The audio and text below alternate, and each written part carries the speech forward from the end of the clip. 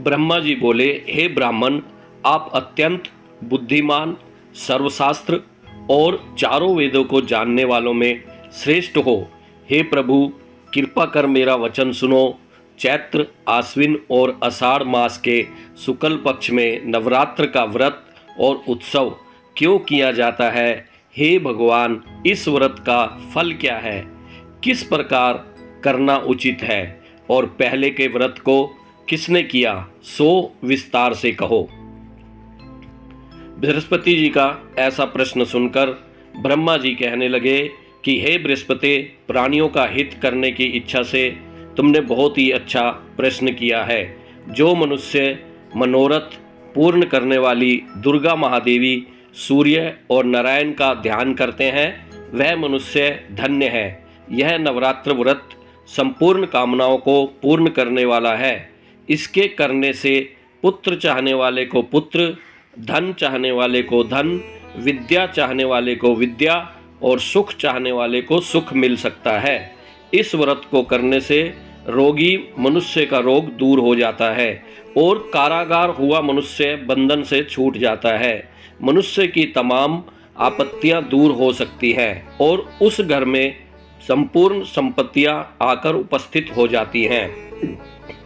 बंध्या और काक बंध्या को इस व्रत के करने से पुत्र उत्पन्न होता है।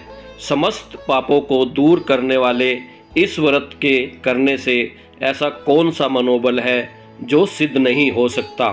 जो मनुष्य अलभ्य मनुष्य देह को पाकर भी नवरात्र का व्रत नहीं करता, वह माता पिता से हीन हो जाता है, अर्थात उसके माता पिता मर जाते हैं और अनेक दुखों को भोगता है। उसके शरीर से कुष्ठ हो जाता है और अंग से हीन हो जाता है। उनके संतानोपत्ति नहीं होती है। इस प्रकार वह मूर्ख अनेक दुख भोगता है। इस व्रत को ना करने वाला निर्दयी मनुष्य धन और धान्य से रहित हो भूख और प्यास के मारे पृथ्वी पर घूमता है और गूंगा हो जाता है। जो विधवा स्त्री भूल से इस व्रत को नहीं करती, वह पतिहीन होकर नाना प्रकार के दुखों को भोगती है। यदि व्रत करने वाला मनुष्य सारे दिन का उपवास ना कर सके तो एक समय भोजन करे और उस दिन बांधवों सहित नवरात्र की कथा करे। हे बृहस्पति, जिसने पहले यह व्रत को किया है उसका पवित्र इतिहास मैं तुम्हें सुनाता हूँ। तुम सावधान होकर सुनो। इस प्रकार ब्रह्मा जी का वचन सुनकर बृहस्पति जी बोले, हे ब्राह्मण, मनुष्यों का कल्याण करने वाले इस व्रत के इतिहास को मेरे लिए कहो। मैं सावधान होकर सुन रहा हूँ। आपकी शरण में आए हुए मुझ पर कृपा करो। ब्रह्मा जी बोले, पीठत नाम के मनोहर नगर में एक अनाथ नाम का ब्राह्मण रहता था। वह भगवती दुर्गा का भक्त था। उसके संपूर्ण सद्गुणों से युक्त मनो ब्रह्मा की सबसे पहली रचना हो ऐसी यथार्थ नाम वाली सुमिति नाम की एक अत्यंत सुंदर पुत्री उत्पन्न हुई। वह कन्या सुमिति अपने घर के बाल कपन में अपनी सहेलियों के साथ क्रीड़ा करती हुई इस प्रकार बढ़ने लगी जैसे शुक्ल पक्ष में चंद्रमा की कला बढ़ती है। उसका पिता प्रतिदिन दुर्गा की पूजा और होम करता था। उस समय भी नियम से वहाँ उपस्थिति होती थी। एक दिन वह सुमिति अपनी सखियों के साथ खेलने लग गई और भगवती के पूजन में उपस्थित नहीं हुई। उसके पिता को पुत्री की ऐसी असावधानी देखकर क्रोध आया और पुत्री से कहने लगा कि हे दुष्ट पुत्री, आज प्रभात से तुमने भगवती का पूजन नहीं किया। इस कारण मैं किसी कुष्ठी और दरिद्री मनुष्य के साथ तेरा विवाह करूंगा। इस प्रकार कुपित पिता के वचन सुनकर सुमिति को बड़ा दुख हुआ और पिता से कहने लगी कि हे पिताजी, मैं आपकी कन्या हूँ। मैं आपके साथ सब तरह से आधीन हूँ। जैसी आपकी इच्छा हो वैसा ही करो। राजा कुष्ठी अथवा और किसी के साथ जैसी तुम्हारी इच्छा हो मेरा विवाह कर सकते हो। पर होगा वही जो मेरे भाग्य में लिखा है। मेरा तो इस पर पूर्ण विश्वास है। मनुष्य जाने कितने मनोरथों का चिंतन करता है, पर होता वही है जो भाग्य में विधाता ने लिखा है। जो जैसा करता है उसको फल भी उस कर्म के अनुसार मिलता है, क्योंकि कर्म करना मनुष्य के अधीन है, पर फल देव के अधीन है। जैसे अग्नि में पड़े त्रिनाती अग्नि को अधिक प्रदीप्त कर देते हैं, उसी तरह अपनी कन्या के ऐसे निर्भयता से कहे हुए वचन सुनकर ब्राह्मण को अधिक क्रोध आया। तब उसने अपनी कन्या का एक कुष्टी के साथ विवाह कर दिया और अत्यंत क्रुद्ध होकर पुत्री से कहने लगा कि जाओ जाओ, जल्दी जाओ, अपने कर्म का फल भोगो। देखे केवल भाग्य भरोसे पर रहकर तुम क्या करती हो। इस प्रकार से कहे हुए पिता के कटु वचनों को सुनकर सुमिति मन में विचार करने लगी कि ओह, मेरा बड़ा दुर्भाग्य है जिससे मुझे ऐसा पति मिला। इस तरह अपने दुख का विचार करती हुई वह सुमति अपने पति के साथ वन चली गई और भयावन कुशा युक्त उस स्थान पर उन्होंने वह रात बड़े कष्ट से व्यतीत की। उस गरीब बालिका की ऐसी दशा देखकर भगवती पूर्व पुण्य के प्रभाव से प्रकट होकर सुमिति से कहने लगी कि हे दीन ब्राह्मणी, मैं तुम पर प्रसन्न हूँ। तुम जो चाहो वरदान मांग सकती हो। मैं प्रसन्न होने पर मन वांछित फल देने वाली हूँ। इस प्रकार भगवती दुर्गा का वचन सुनकर ब्राह्मणी कहने लगी कि आप कौन हैं? वो मुझ पर प्रसन्न हुई है, वह सब मेरे लिए कहो और अपनी कृपा दृष्टि से मुझ दीन दासी को कृतार्थ करो। ऐसा ब्राह्मणी का वचन सुनकर देवी कहने लगी कि मैं आदि शक्ति हूँ और मैं ही ब्रह्म विद्या और सरस्वती हूँ। मैं प्रसन्न होने पर प्राणियों का दुख दूर कर उनको सुख प्रदान करती हूँ। हे ब्राह्मणी, मैं तुझ पर तेरे पूर्व जन्म के पुण्य के प्रभाव से प्रसन्न हूँ। तुम्हारे पूर्व जन्म का वृत्तांत सुनाती हूँ। सुनो, तुम पूर्व जन्म में निषाद की स्त्री थी और अति पतिव्रता थी। एक दिन तेरे पति निषाद ने चोरी की। चोरी करने के कारण तुम दोनों को सिपाहियों ने पकड़ लिया और ले जाकर जेल खाने में कैद कर दिया। उन लोगों ने तेरे और तेरे पति को भोजन भी नहीं दिया। इस प्रकार नवरात्रों के दिनों में तुमने ना तो कुछ खाया और ना ही जल पिया, इसलिए 9 दिन तक नवरात्रे का व्रत हो गया। हे ब्राह्मणी, उन दिनों में जो व्रत हुआ उस व्रत के प्रभाव से प्रसन्न होकर तुम्हें वनवांछित वस्तु दे रही हूँ। तुम्हारी जो इच्छा हो वह वरदान मांग लो। इस प्रकार दुर्गा के कहे हुए वचन सुनकर ब्राह्मणी बोली कि अगर आप मुझ पर प्रसन्न हैं तो हे दुर्गे, आपको प्रणाम करती हूँ। कृपा करके मेरे पति के कुष्ठ को दूर करो। देवी कहने लगी कि उन दिनों में जो तुमने व्रत किया था उस व्रत के एक दिन का पुण्य अपने पति का कुष्ठ दूर करने के लिए अर्पण करो। मेरे प्रभाव से तेरा पति कुष्ठ से रहित और सोने के समान शरीर वाला हो जाएगा। ब्रह्मा जी बोले। इस प्रकार देवी का वचन सुनकर ब्राह्मणी बहुत प्रसन्न हुई और पति को निरोग करने की इच्छा से ठीक है ऐसे बोली। तब उसके पति का शरीर भगवती दुर्गा की कृपा से कुष्ठहीन होकर पति कांति युक्त हो गया, जिसकी कांति के सामने चंद्रमा की कांति भी छीन हो जाती है। वह ब्राह्मणी पति की मनोहर देह को देखकर देवी को अति पराक्रम वाली समझकर स्तुति करने लगी कि हे दुर्गे, आप दुर्गत को दूर करने वाली, तीनों जगत की संताप हरने वाली, समस्त दुखों को दूर करने वाली, रोगी मनुष्य को निरोग करने वाली, प्रसन्न होने पर मनवांछित वस्तु को देने वाली और दुष्ट मनुष्य का नाश करने वाली हो। तुम ही सारे जगत की माता और पिता हो।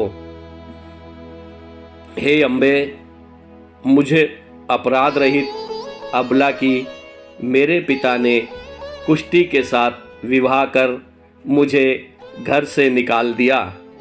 उसकी निकाली हुई पृथ्वी पर घूमने लगी। आपने ही मेरा इस आपत्ति रूपी समुद्र से उद्धार किया। हे देवी, आपको प्रणाम करती हूँ, मुझ दीन की रक्षा कीजिए।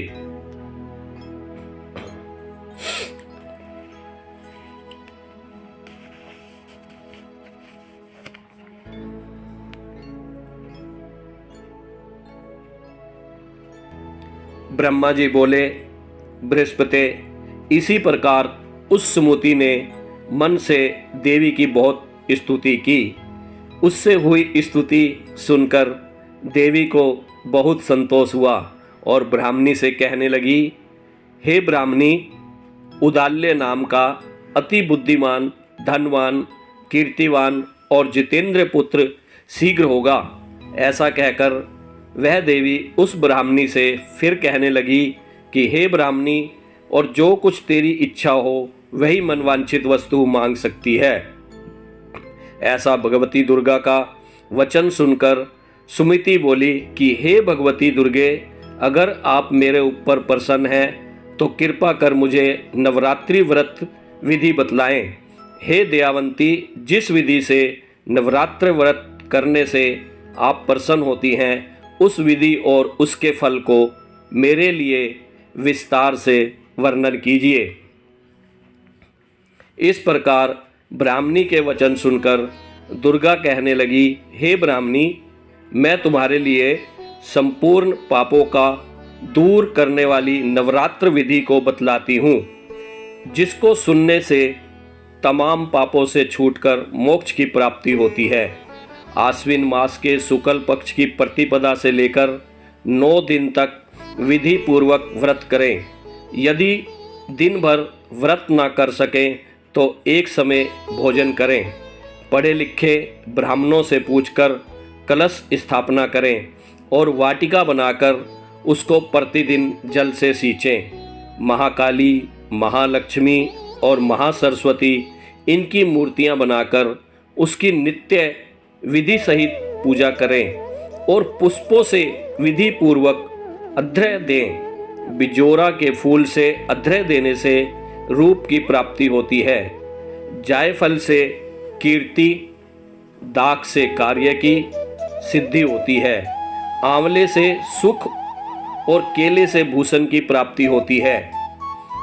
इस प्रकार फलों से अर्घ्य देकर यथाविधि हवन करें।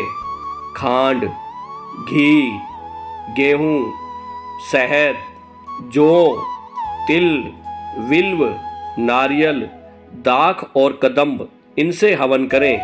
गेहूं होम करने से लक्ष्मी की प्राप्ति होती है। खीर व चंपा के पुष्पों से धन और पत्तों से तेज और सुख की प्राप्ति होती है। आंवले से कीर्ति और केले से पुत्र प्राप्त होता है। कमल से राज, सम्मान और दाखों से सुख संपत्ति की प्राप्ति होती है। खंड, घी, नारियल, जौ और तिल, इनसे तथा फलों से होम करने से मनवांछित वस्तु की प्राप्ति होती है। व्रत करने वाला मनुष्य इस विधान से होम कर आचार्य को अत्यंत नम्रता से प्रणाम करे और व्रत की सिद्धि के लिए उसे दक्षिणा दे। इस महाव्रत को पहले बताई हुई विधि के अनुसार जो कोई करता है उसके सब मनोरथ सिद्ध हो जाते हैं। इसमें तनिक भी संशय नहीं है। इन 9 दिनों में जो कुछ दान आदि दिया जाता है उसका करोड़ों गुना मिलता है। इस नवरात्र के व्रत करने से ही अश्वमेघ यज्ञ का फल मिलता है।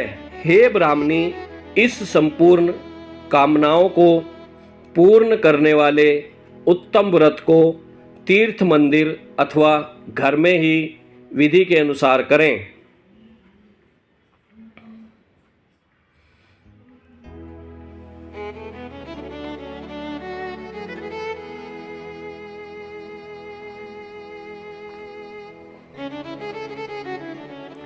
पहले बताई हुई विधि के अनुसार जो कोई करता है उसके मन मनोरथ सिद्ध हो जाते हैं। इसमें तनिक भी संशय नहीं है। इन 9 दिनों में जो कुछ दान आदि दिया जाता है उसका करोड़ों गुना मिलता है। इस नवरात्र के व्रत करने से ही अश्वमेघ यज्ञ का फल मिलता है। हे ब्राह्मणी, इस संपूर्ण कामनाओं को पूर्ण करने वाले उत्तम व्रत को तीर्थ, मंदिर अथवा घर में ही विधि के अनुसार करें।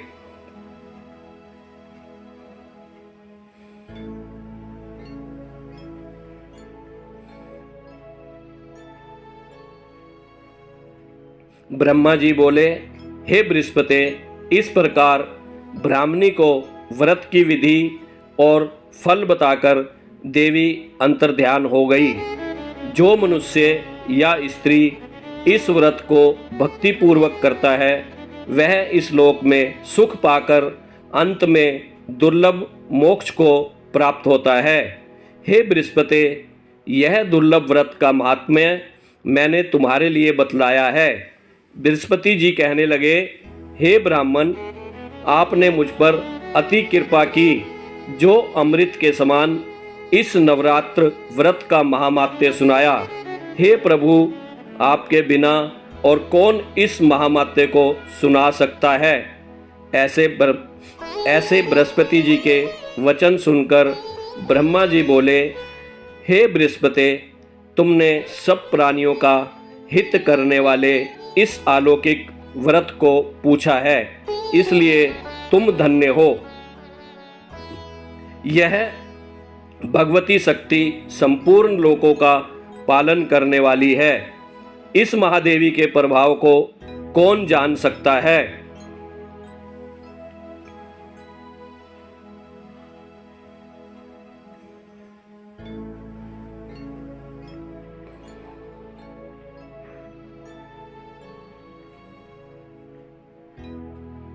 इस कथा में कोई त्रुटि हुई हो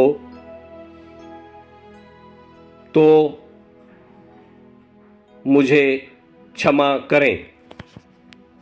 जय माता दी।